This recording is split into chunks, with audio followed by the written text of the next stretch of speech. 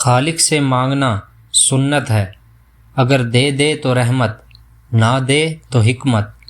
مخلوق سے مانگنا ذلت ہے، اگر دے دے تو احسان، اور نہ دے تو شرمندگی۔ انسان اپنی غلطی پر اچھا وکیل بن جاتا ہے اور دوسروں کی غلطی پر اچھا جج بن جاتا ہے۔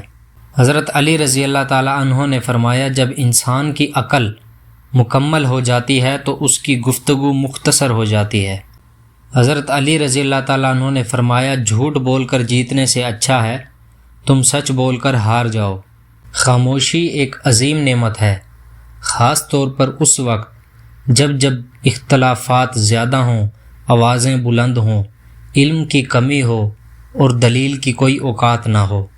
زندگی میں چاہے کتنی بھی خوشیاں ہوں ہمارے پاس، لیکن ہم تب تک خوش نہیں ہو سکتے جب تک ہمارے ساتھ وہ نہیں جس کے ساتھ ہم خوش ہونا چاہتے ہیں۔ تعریفیں اس ذات کے لیے ہیں کہ وہ جسے توڑے اسے کوئی جوڑ نہیں سکتا، اور جسے وہ جوڑے اسے توڑنے والے مل کر بھی توڑ نہیں سکتے۔